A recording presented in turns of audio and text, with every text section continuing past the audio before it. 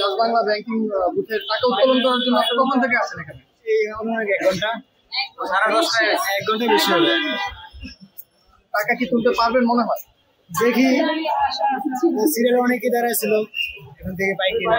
কেউ পাইছে এরকম সন্ধান পাইছে? অনেকেই পাইছে, আমাদের আগে যারা আসে তারা টাকা নিয়ে চলে গেছে, আমরা আসছি এখন।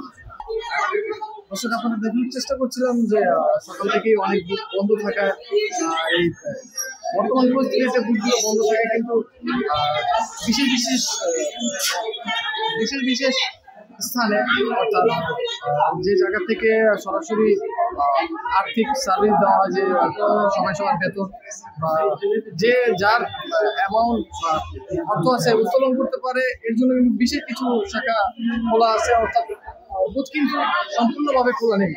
আপনার দেখানোর চেষ্টা করছি, এই যে সিরিয়াল, আমি এই মুহূর্তে আছি মিরপুর 11-তে।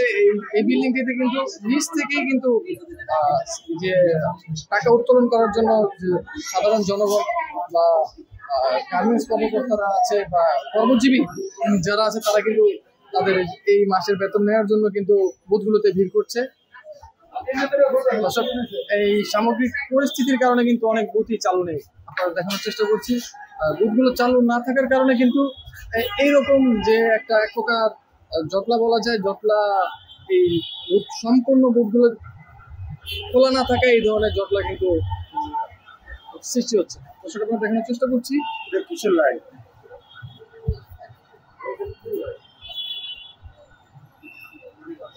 এই লাইনটি সম্পূর্ণভাবে যে 3 তলা যে ডাচ বাংলা ব্যাংকের হেড অফিস, এই অফিস পর্যন্ত কিন্তু এই লাইনটি চলে গেছে।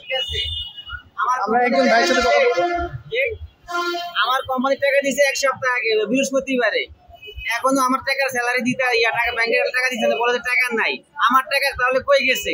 কে নিছে এই টাকা? কোম্পানির টাকা ঠিকই মালিকে নিয়ে নিছে ব্যাংকেলারা, তাহলে টাকা কোথায় আমার?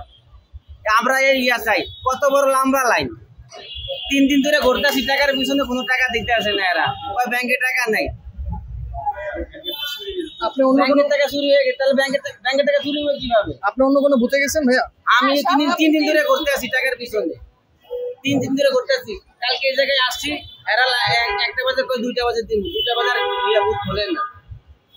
তাহলে আপনারা এটা অভিযোগ করছেন? আচ্ছা, এটা অভিযোগ তো অবশ্যই অভিযোগ, এটা তো আমার টাকা দিতে আসছে। দুইজন আপুর সাথে কথা বলছি। আপু, বেতন দিয়েছে এই পর্যন্ত আমরা মনে করেন ঘুরতেই আসি, এখানে চাকরি করে আমরা কতবার আসা যায় এইভাবে করে, আমাদের নিজেরও খারাপ লাগতেছে এইভাবে। একবার না, রাতে বুড়া লাগে, আবার দিনেও 2বার 3বার করে আসা লাগে, ওখান থেকে ওখানে, ওখান থেকে ওখানে, ওখান থেকে ওখানে, আপনারা জায়গা এখান থেকে টাকা উঠতে 1.5 ঘন্টা লেগে যাবে মানে।